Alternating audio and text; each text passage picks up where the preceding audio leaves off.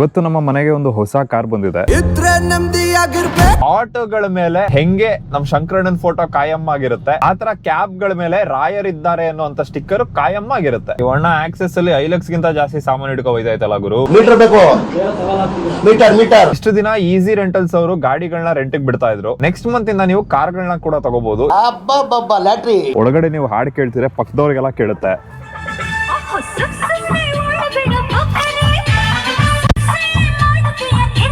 DJ ನಡೆಸಬಹುದು ಗುರು ಈ car ಒಳಗಡೆ ಕುತ್ಕೊಂಡು, ಅಷ್ಟು ಚೆನ್ನಾಗಿದೆ ಮ್ಯೂಸಿಕ್ ಸಿಸ್ಟಮ್. ನಮ್ಮ ಊರಲ್ಲಿ ಹೆಂಗೆ ಮದುವೆ ಅಂತ ಬಂದ್ರೆ ಎಲ್ಲ ಪಂಚಾಯತ್ ಹಾಕೊಂಡು ರೆಡಿ ಆಗ್ತಾರೆ, ಅದೇ ತರ ನಮ್ ದೇಶದಲ್ಲಿ ಕ್ಯಾಬ್ ಅಂತ ಬಂದ್ರೆ ಎಲ್ರು ತಗೊಳ್ಳೋದು ಸ್ವಿಫ್ಟ್ ಡಿಸೈರ್. ನನ್ ಪೊಲೀಸ್ ಕಾರ್ ಅಂತ ಭಯ ಆಗ್ಬಿಟ್ನಲ್ಲ ಗುರು. ಈ ತರ ಚಂಗ್ಲಾಟಗಳು ಆಡೋದೆಲ್ಲ ಕ್ರೇಟಾ ಓನರ್ಸ್ ಗಳೇನೆ. ಮ್ಯೂಸಿಕ್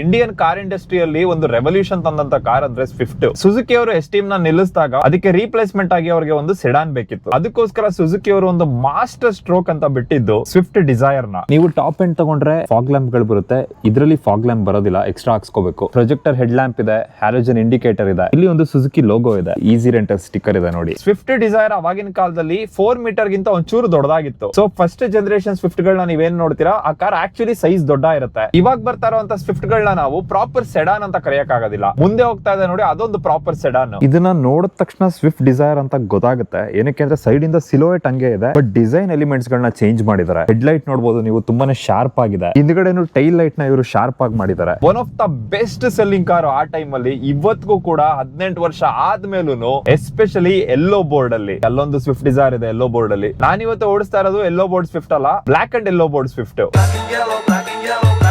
ಹಿಂದ್ಗಡೆ 2 ಪ್ರಾಕ್ಸಿಮಿಟಿ ಸೆನ್ಸರ್ ಇದೆ, ಇದರಲ್ಲಿ ರೇರ್ ಕ್ಯಾಮ್ರಾ ಇಲ್ಲ. ಬೂಟ್ ಸ್ಪೇಸ್ ಆಂಪಲ್ ಆಗಿದೆ ಗುರು. ನೀವೇನಾದ್ರೂ ಏರ್ಪೋರ್ಟ್ ಟ್ರಾವೆಲ್ ಮಾಡ್ತೀರಾ ಅಂದ್ರೆ ಅಥವಾ ಒಂದು ವಾರ ಟ್ರಿಪ್ ಹೋಗ್ತೀರಾ ಅಂದ್ರೆ ಲಗೇಜ್ ಗಳನ್ನ ಆರಾಮಾಗಿ ಹಾಕೋಬಹುದು. ಬೆಂಗಳೂರಲ್ಲಿ ನೀವೇನಾದ್ರೂ ಒಂದು ಕ್ಯಾಬ್ ಬುಕ್ ಮಾಡಿದ್ರೆ there are very high chances ನಿಮ್ಮ ಮುಂದೆ ಬಂದು ನಿಂತ್ಕೊಳ್ಳೋದು ಒಂದು ಇಟಿಯೋಸ್ ಇಲ್ಲ ಅಂದ್ರೆ ಸ್ವಿಫ್ಟ್ ಡಿಸೈರ್. ಇದರಲ್ಲಿರೋದು 1.2 litre naturally aspirated 3 cylinder petrol engine, 80 BHP ಇದೆ, 112 ನ್ಯೂಟನ್ ಮೀಟರ್ ಟಾರ್ಕ್ ಇದೆ. ISS ಅಂದ್ರೆ ಇಂಟೆಲಿಜೆಂಟ್ ಸ್ಟಾರ್ಟ್ ಸ್ಟಾಪ್ ಅಂತ, AGS ಅಂದ್ರೆ ಆಟೋ ಗೇರ್ ಶಿಫ್ಟ್. ಇದರಲ್ಲಿ ನಿಮ್ಗೆ ARAI ಕ್ಲೈಮ್ ಮಾಡೋದು 25 ರಿಂದ 26 ಕಿಲೋಮೀಟರ್ ಬರುತ್ತೆ ಅಂತ 1 ಲೀಟರ್ ಪೆಟ್ರೋಲ್ ಗೆ. ಇದರಲ್ಲಿ ನೀವು 37 ಲೀಟರ್ ಫುಲ್ ಟ್ಯಾಂಕ್ ಹಾಕ್ಸ್ಬೋದು. 1 ಲೀಟರ್ ಗೆ 15 ರಿಂದ 20 ಕಿಲೋಮೀಟರ್ ಬರುತ್ತೆ ಅಂದ್ರೆ ಆರಾಮಾಗಿ 500 ರಿಂದ 600 ಕಿಲೋಮೀಟರ್ ಹೋಗಬಹುದು ಫುಲ್ ಟ್ಯಾಂಕ್ ಅಲ್ಲಿ. ನಿಮ್ಗೆಲ್ಲ ಇನ್ನೊಂದು ಕ್ವೆಶ್ಚನ್ ಇರುತ್ತೆ, ಹಳೆ ಸ್ವಿಫ್ಟ್ ಗಳು ಇಷ್ಟು ಮೈಲೇಜ್ ಬರ್ತಿರ್ಲಿಲ್ವಲ್ಲ, ಹೊಸ ಸ್ವಿಫ್ಟ್ ಹೆಂಗ್ ಇಷ್ಟೊಂದು ಮೈಲೇಜ್ ಕೊಡ್ತಿದೆ ಅಂತ. ಏನಕ್ಕೆ ಅಂದ್ರೆ ಹಳೆ ಸ್ವಿಫ್ಟ್ ಅಲ್ಲಿ ಗಂಡಸ್ ಓಡಿಸುವಂತ ಇಂಜಿನ್ ಹಾಕಿದ್ರು, ಈ ಸ್ವಿಫ್ಟ್ ಅಲ್ಲಿ ಮಕ್ಳು ಓಡಿಸುವಂತ ಇಂಜಿನ್ ಕೊಟ್ಟಿದ್ದಾರೆ. ಫಸ್ಟ್ ಜನರೇಷನ್ ಸ್ವಿಫ್ಟ್ ಡಿಸೈರ್ ಅಲ್ಲಿ ಬರ್ತಾ ಇದ್ದು G13B ಇಂಜಿನ್ ಗುರು. ಅವಾಗಿನ ಕಾಲದಲ್ಲಿ ಎಸ್ಟೀಮ್, ಸ್ವಿಫ್ಟ್, ಜಿಪ್ಸಿ ಅಲ್ಲೆಲ್ಲ ಇದೇ ಇಂಜಿನ್ ಬರ್ತಾ ಇದ್ದು. ಆದ್ರೆ ಇವಾಗ ಇವ್ರು ಹಾಕಿರೋದು 1197cc naturally aspirated 3 cylinder engine. ಇದ್ರ ಫುಲ್ ಪೆಡಲ್ ನ ಪ್ರೆಸ್ ಮಾಡ್ಕೊಂಡು ಹಿಡ್ಕೊಂಡಿದ್ರು 100 ಕಿಲೋಮೀಟರ್ ಸ್ಪೀಡ್ ಹೋಗಕ್ಕೆ 200 ಕಿಲೋಮೀಟರ್ ಬೇಕು. ಹಂಗಿದ್ರು ಕಷ್ಟಪಟ್ಟು ಮುಕ್ ಕರ್ಕೊಂಡು 90-95 ತನಕ ಹೋಗುತ್ತೆ. 100 ಹೋಗ್ಬಿಡ್ತಾ? What a sudden surprise. Yes, this is sudden surprise to me also. ಹೊರಗಡೆ ಜಾಸ್ತಿ ಹೇಳೋದಕ್ಕೆ ಏನು ಫೀಚರ್ಸ್ ಇಲ್ಲ. ಇದರಲ್ಲಿ ADAS ಇಲ್ಲ, ಪಾರ್ಕಿಂಗ್ ಸೆನ್ಸರ್ ಇಲ್ಲ, 360 ಡಿಗ್ರಿ ಕ್ಯಾಮ್ರಾ ಇಲ್ಲ. ಏನೇ ಮಾತಾಡಬೇಕು ಅಂದ್ರು ಹಿಂದ್ಗಡೆ ಇಲ್ಲಿ ಕುತ್ಕೊಂಡು ಮಾತಾಡಬೇಕು. ಸೀಟ್ ಮಾತ್ರ ಹೆವಿ ಕಂಫರ್ಟಬಲ್ ಆಗಿದೆ. ಮೇಲ್ಗಡೆ ಅವರು ಎಕ್ಸ್ಟ್ರಾ ಪ್ಯಾಡೆಡ್ ಸೀಟ್ ಕವರ್ ಹಾಕಿದ್ದಾರೆ. ಇಲ್ಲಿ ಸೀಟ್ ಬೆಲ್ಟ್ ಗಳನ್ನೆಲ್ಲ ಹಾಕಿರೋ ರೀಸನ್ ಏನು ಅಂದ್ರೆ, ಈ ಸೀಟ್ ಬೆಲ್ಟ್ ಬಿಚ್ಚಿದ್ರೆ ಮುಂದೆ ಗಾಡಿ ಬಡ್ಕೊಳ್ಳುತ್ತೆ ಓಡಿಸ್ಬೇಕಾದ್ರೆ. ಸೊ ಎನಿ ಟೈಮ್ ಈ ಸೀಟ್ ಬೆಲ್ಟ್ ಗಳು ಹಾಕೇ ಇರಬೇಕು. ಸ್ವಿಫ್ಟ್ ಅಲ್ಲಿ ನನಗೆ ಈ ಇಂಜಿನ್ ಮೇಲೆ ಕಂಪ್ಲೇಂಟ್ಸ್ ಇತ್ತು, ಡಿಸೈರ್ ಅಲ್ಲಿ ನನಗೆ ಕಂಪ್ಲೇಂಟ್ ಇಲ್ಲ. 2 ಕಾರ್ಗಳು ಕೇಟರ್ ಮಾಡೋದು ಡಿಫ್ರೆಂಟ್ ಕಸ್ಟಮರ್ಸ್ ನ. ಮೆಜಾರಿಟಿ ನಿಮ್ಮಲ್ಲಿ ಸ್ವಿಫ್ಟ್ ಡಿಸೈರ್ ಅಲ್ಲಿ ಕೂತಿರೋರು ಡ್ರೈವರ್ ಸೀಟ್ ಅಲ್ಲಿ ಕೂತಿರಲ್ಲ, ಹಿಂದ್ಗಡೆ ಪ್ಯಾಸೆಂಜರ್ ಸೀಟ್ ಅಲ್ಲಿ ಕೂತಿರ್ತೀರಾ. ಹಿಂದ್ಗಡೆ AC ವೆಂಟ್ ಇದೆ, ಜೊತೆಗೆ 2 USB ಚಾರ್ಜಿಂಗ್ ಸಾಕೆಟ್ ಇದೆ. ಇಲ್ಲಿ ನಿಮ್ ಫೋನ್ ಗಳನ್ನ ಇಟ್ಕೋಬಹುದು. 4 ಜನ ಆರಾಮಾಗಿ ಹೋಗ್ಬೋದು. ಅಡ್ಜಸ್ಟ್ ಮಾಡ್ಕೊಂಡು ಹೋದ್ರೆ 5 ಜನ ಈಸಿಯಾಗಿ ಹೋಗ್ಬೋದು. ಮೈಸೂರಿಂದ ಜನ ಬೇಗ ಹೋಗ್ಲಿ ಅಂತ ಎಕ್ಸ್ಪ್ರೆಸ್ ವೇ ಮಾಡಿದ್ರ ಆಯ್ತಾ, ಆದ್ರೆ ಎಕ್ಸ್ಪ್ರೆಸ್ ವೇ ಹೋಗಕ್ಕೇನೆ ನಮ್ಮ ಮನೆಯಿಂದ ಇಲ್ಲಿ 1 ಅವರ್ ವೇಟ್ ಮಾಡ್ಬೇಕು. ಆಮೇಲೆ ಒಂದೊಂದ್ ಕಡೆ ಕೂತ್ಕೊಂಡ್ಬಿಟ್ರೆ 2 ಅವರ್ಸ್ ಕೂತ್ಕೋತಾರೆ. ನಿಮಗೆ ಈ ಕಾರಲ್ಲಿ ಎಷ್ಟು ಪವರ್ ಇದೆ, ಇದ್ರ ಡೈನಾಮಿಕ್ಸ್ ಹೆಂಗಿದೆ, ಈ ಕಾರ್ನ ಓಡಿಸ್ಬೇಕಾದ್ರೆ ಹೆಂಗ್ ಫೀಲ್ ಆಗುತ್ತೆ ಅನ್ನೋದು ಮ್ಯಾಟರ್ ಆಗೋದಿಲ್ಲ. ಒಂದು ಪಾಯಿಂಟ್ ಇಂದ ಇನ್ನೊಂದು ಪಾಯಿಂಟ್ ಗೆ ಹೋಗಿ ರೀಚ್ ಆಗಬೇಕು ಅಷ್ಟೇ. ಆ ಪಾಯಿಂಟ್ ಆಫ್ ವ್ಯೂ ನಲ್ಲಿ ನೋಡೋದಾದ್ರೆ ಇದು one of the best cab car ಗುರು. ನಾವೆಲ್ಲ ಅವಾಗ್ಲೇ ಹಂಗೆ, ಇವಾಗ ಕೇಳ್ಬೇಕಾ? ಪ್ಯಾಸೆಂಜರ್ ಸೀಟು ಹೆವಿ ಕಂಫರ್ಟಬಲ್ ಆಗಿದೆ ಗುರು. ಕಾರ್ ಒಳಗಡೆ ಕುತ್ಕೊಂಡ ತಕ್ಷಣ ಅದೊಂದು ಫ್ರೇಗ್ರೆನ್ಸ್ ಬರುತ್ತೆ, ಆ ಟ್ಯಾಕ್ಸಿ ಫ್ರೇಗ್ರೆನ್ಸ್ ನಿಮ್ಗೆ ಫೀಲ್ ಆಗುತ್ತೆ. ಇದು ಪ್ಲಾಸ್ಟಿಕ್, ಇದು ಪ್ಲಾಸ್ಟಿಕ್, ಇದು ಪ್ಲಾಸ್ಟಿಕ್, ಎಲ್ಲ ಪ್ಲಾಸ್ಟಿಕ್ ಎಲ್ಲೂ ಲೆದರ್ ಇಲ್ಲ ಇದರಲ್ಲಿ. ಫಸ್ಟ್ ಸ್ವಿಫ್ಟ್ ಡಿಸೈರ್ ಬಂದಾಗ ಯಾರ ಮನೆಯಲ್ಲಿ ಕಾರ್ ತಗೋಬೇಕು ಅನ್ಕೊಂಡಿದ್ರು ಅವ್ರೆಲ್ಲಾರು ಸ್ವಿಫ್ಟ್ ಇಂದ ಡಿಸೈರ್ ಶಿಫ್ಟ್ ಆದ್ರು. ಇವತ್ಗೂ ನಮ್ಮ ಫ್ಯಾಮಿಲಿಯಲ್ಲಿ 80% ಜನದ ಹತ್ರ ಸ್ವಿಫ್ಟ್ ಡಿಸೈರ್ ಇರೋದು.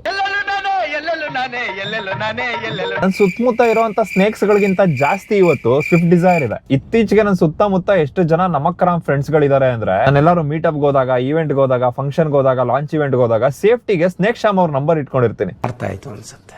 ಗ್ಲೋ ಬಾಕ್ಸ್ ನೋಡಿ ತುಂಬಾ ಡೀಪ್ ಆಗಿದೆ. ಇಲ್ಲೊಂದು ಫಸ್ಟ್ ಏಡ್ ಕಿಟ್ ಇದೆ, ಇಲ್ಲಿ AC ವೆಂಟ್ಸ್ ಗಳಿದೆ, ಇಲ್ಲಿ ಒಂದು SOS ಬಿಚ್ ಹಾಕಿದ್ದಾರೆ. ಏನಕ್ಕಿದು ರೋಡ್ ಕ್ಲೋಸ್ ಆಗಿದೆ. ಓಹೋ, ನರೇಂದ್ರ ಮೋದಿ ಅವರು ಮೈಸೂರಿಗೆ ಬರ್ತಾ ಇದಾರೆ. ಅಪ್ಪ ಸ್ವಾಮಿ CJP ಅವರ. ಆಮೇಲೆ ನನ್ನ ವಿಡಿಯೋ ನೋಡ್ಬಿಟ್ಟು ಇದಕ್ಕೂ ಪ್ರೊಟೆಸ್ಟ್ ಕೂತ್ಬಿಟ್ಟಿರ ಮೈಸೂರಲ್ಲಿ. ಮೋದಿ ಬಂದಾಗ ಏನಕ್ಕೆ ರೋಡ್ ಬ್ಲಾಕ್ ಮಾಡಿದ್ರಿ ಅಂತ. ನಿಮ್ಮನ್ನಂದು ಏನ್ ಪ್ರಯೋಜನ?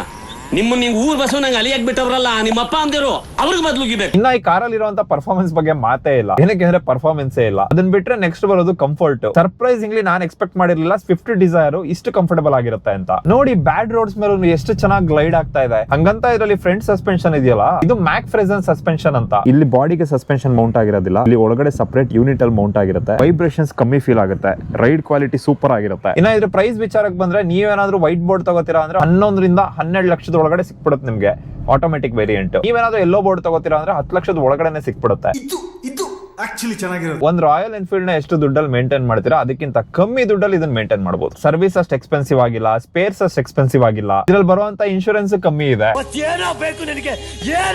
ಇಲ್ಲಿ 2 ಚಾರ್ಜಿಂಗ್ ಸಾಕೆಟ್ ಇದೆ. ಮಧ್ಯ ನಿಮ್ಗೆ ಆರ್ಮ್ರೆಸ್ಟ್ ಸ್ಟೋರೇಜ್ ಏನು ಸಿಗೋದಿಲ್ಲ. 2 ಬಾಟಲ್ ಹೋಲ್ಡರ್ ಇದೆ. ಇದರಲ್ಲಿ ಆಟೋಮೆಟಿಕ್ ಗೇರ್ ಬರೋದು. ಎಲ್ಲೋ ಬೋರ್ಡ್ ಡ್ರೈವರ್ಸ್ ಗಳು ಯೂಶಲಿ ಮ್ಯಾನ್ಯುಯಲ್ ಕಾರ್ ನ ಪ್ರಿಫರ್ ಮಾಡ್ತಾರೆ. 60,000 1 ಲಕ್ಷ ಜಾಸ್ತಿ ಆದ್ರೂ ಪರವಾಗಿಲ್ಲ, ಆಟೋಮೆಟಿಕ್ ಕಾರ್ ಗಳನ್ನ ತಗೊಳ್ಳಿ. ಇವಾಗ ನಿಮ್ಗೆ ಏನು ಅನ್ಸೋದಿಲ್ಲ ಗುರು, ಬಟ್ ಲಾಂಗ್ ಟರ್ಮ್ ಅಲ್ಲಿ ಮಂಡಿ ಮೇಲೆ ತುಂಬಾನೇ ಪ್ರೆಷರ್ ಬೀಳುತ್ತೆ. ನೀವು ಅದನ್ನ ರಿಪೇರಿ ಮಾಡಿಸ್ಕೊಳಕ್ಕೆ ಸ್ಟಾರ್ಟಿಂಗ್ ಅಲ್ಲಿ ಏನ್ ದುಡ್ಡು ಉಳಿಸಿರ್ತಿರಲ್ಲ ಮ್ಯಾನ್ಯುಯಲ್ ಕಾರ್ ತಗೊಂಡು, ಅದಕ್ಕೆ ಡಬಲ್ ಖರ್ಚು ಮಾಡ್ಬೇಕಾಗುತ್ತೆ. ಯಾವಾಗೋ ಅರ್ಥ ಮಾಡ್ಕೋತೀಯ ನೀನು. ಇನ್ನೊಂದಷ್ಟು ಜನ ಬಂದು ಕಮೆಂಟ್ ಮಾಡ್ತಾರೆ ಇವಾಗ, real men use 3 pedal, they drive manual ಅಂತ. ಹಂಗಾರೆ ನಿಮ್ ಪ್ರಕಾರ ಲ್ಯಾಂಬರ್ಗಿನಿ ಓಡಿಸೋರು, ಫೆರಾರಿ ಓಡಿಸೋರು, ಮೆಕ್ಲರನ್ ಓಡಿಸೋರು ಯಾರು ಗಂಡಸರೇ ಅಲ್ವಾ? ಈ ಮಾಡೆಲ್ ಅಲ್ಲಿ ಅಲಾಯ್ ವೀಲ್ ಬರೋದಿಲ್ಲ, ಸ್ಟೇನ್ಲೆಸ್ ಸ್ಟೀಲ್ ವೀಲ್ ಬರುತ್ತೆ. ಮೇಲ್ಗಡೆ ವೀಲ್ ಕ್ಯಾಪ್ ಕೊಟ್ಟಿದ್ದಾರೆ. 165/80 R14 ಟೈರ್ ನ ಕೊಟ್ಟಿರೋದು. ಇದರಲ್ಲಿ 14 ಇಂಚ್ ವೀಲ್ ಗಳಿದೆ. ಸೈಡ್ ಪ್ರೊಫೈಲ್ ತುಂಬಾನೇ ದೊಡ್ಡ ಇದೆ, ಅದಕ್ಕೋಸ್ಕರ ನಿಮ್ಗೆ ರೈಡ್ ಕ್ವಾಲಿಟಿ ಚೆನ್ನಾಗಿ ಫೀಲ್ ಆಗುತ್ತೆ. ಅಲ್ಲೊಂದು Swift Dzire first second generation Swift ಇದ್ದಾಗ ನಾನು ಜನಕ್ಕೆ ಹೇಳ್ತಾ ಇದ್ದೆ ಡಿಸೈರ್ ಬಿಟ್ಟು ಸ್ವಿಫ್ಟ್ ನ ಚೂಸ್ ಮಾಡಿ, ಓಡ್ಸಕ್ ಚೆನ್ನಾಗಿರುತ್ತೆ ಅಂತ. ಆದ್ರೆ ಈಗಿನ ಜನರೇಷನ್ ಸ್ವಿಫ್ಟ್ ನ ನೋಡಿದ್ರೆ ಸ್ವಿಫ್ಟ್ ಗಿಂತ ಡಿಸೈರ್ ಫಾರ್ ಬೆಟರ್ ಚಾಯ್ಸ್ ಅನ್ಸುತ್ತೆ. ನಿಮ್ಗೆ ಏನಾದ್ರೂ ಹ್ಯಾಚ್ ಬೇಕೇ ಬೇಕು ಅಂದ್ರೆ ಬಲಿನೋ ತಗೊಳ್ಳಿ. ಮುಂದ್ಗಡೆ ಕುತ್ಕೊಳ್ಳೋರ್ಗು ಸೀಟ್ ಚೆನ್ನಾಗಿದೆ. ಇದರಲ್ಲಿ ನಿಮಗೆ ಎಲೆಕ್ಟ್ರಿಕಲಿ ಅಡ್ಜಸ್ಟಬಲ್ ಸೀಟ್ ಬರೋದಿಲ್ಲ. ಪವರ್ ವಿಂಡೋ ಬಟನ್ಸ್ ಇದೆ. ಡ್ರೈವರ್ ಮಾತ್ರ ಆಟೋ ಪವರ್ ವಿಂಡೋ ಬರೋದು. ಇಲ್ಲಿ ಆಟೋ ಫೀಚರ್ ನ ಆನ್ ಆಫ್ ಮಾಡ್ಕೋಬಹುದು. ಇಲ್ಲಿ ಹೆಡ್ಲೈಟ್ ಅಡ್ಜಸ್ಟ್ಮೆಂಟ್ ಇದೆ. ಮುಂಚೆ ಮಾರುತಿ ಕಾರ್ ಗಳಿಂದ ಜನ ದೂರ ಇದ್ದಿದ್ದು ಸೇಫ್ಟಿ ಚೆನ್ನಾಗಿಲ್ಲ ಅಂತ. ಇವಾಗ ಬರ್ತಾ ಇರುವಂತ ಮಾರುತಿ ಕಾರ್ಗೆ 5 ಸ್ಟಾರ್ BN ಕ್ಯಾಪ್ ರೇಟಿಂಗ್ ಇದೆ. ಬೆಂಗಳೂರಲ್ಲಿ ನೀವ್ ಯಾರ್ಯಾರು ಇದೀರಾ, ಒಂದು ವರ್ಟಸ್, ಫ್ಲಾವಿಯಾನೋ, ವರ್ನಾನೋ, ಹೋಂಡಾ ಸಿಟಿನೋ ಇದನ್ನೆಲ್ಲ ತಗೊಂಡ್ ಸಿಟಿಲಿ ಓಡಾಡೋದನ್ನ ಬಿಟ್ಟು ಒಂದು ಸ್ವಿಫ್ಟ್ ಡಿಸೈರ್ ತಗೊಂಡು ಮಿಕ್ಕಿರೋ ಕಾಸಲ್ಲಿ ಒಬ್ಬ ಡ್ರೈವರ್ ನ ಕೆಲ್ಸಕ್ಕೆ ಇಟ್ಕೊಳ್ಳಿ. ಜೀವನದಲ್ಲಿ ತುಂಬಾ ನೆಮ್ಮದಿಯಾಗಿರ್ತೀರಾ. ಫ್ಲಾಟ್ ಬಾಟಮ್ ಸ್ಟೇರಿಂಗ್ ವೀಲ್ ಕೊಟ್ಟಿದ್ದಾರೆ. ಸ್ಟೇರಿಂಗ್ ವೀಲ್ ಮೇಲೆ ಇರುವಂತ ಕವರ್ ಎಕ್ಸ್ಟ್ರಾ ಮಾಡಿಸಿರೋದು, ಸ್ಟಾಕ್ ಅಲ್ಲಿ ಬರೋದಿಲ್ಲ. ವಾಲ್ಯೂಮ್ ಕಂಟ್ರೋಲ್ ಬಟನ್ ಇದೆ. ಇಲ್ಲೇ ಪ್ರೆಸ್ ಮಾಡಿ ಮೋಡ್ ನ ಚೇಂಜ್ ಮಾಡ್ಕೋಬಹುದು. Call receive end voice navigation button ಇದೆ. ಇನಿಷಿಯಲ್ ಅಲ್ಲಿ ಫುಲ್ ಇಂಜಿನ್ ಡೆಡ್ ಗುರು. ಪವರ್ ಮಿಡ್ ರೇಂಜ್ ಅಲ್ಲಿ ಚೆನ್ನಾಗಿದೆ. ಇದರಲ್ಲಿ ಇರುವಂತ ಗೇರ್ ಬಾಕ್ಸ್ ಅಷ್ಟು ಸ್ಮೂತ್ ಇಲ್ಲ, ಬಟ್ ನೀವ್ ಏನ್ ತಾನೇ ಎಕ್ಸ್ಪೆಕ್ಟ್ ಮಾಡ್ತೀರಾ? 10 ಲಕ್ಷದ ಒಳಗಡೆ ಒಂದು ಆಟೋಮೆಟಿಕ್ ಕಾರ್ ಸಿಗ್ತಾ ಇರೋದೇ ದೊಡ್ಡ ಮಾತು. ಆಪಲ್ ಕಾರ್ ಪ್ಲೇ ಇದೆ ಗುರು ಇದರಲ್ಲಿ.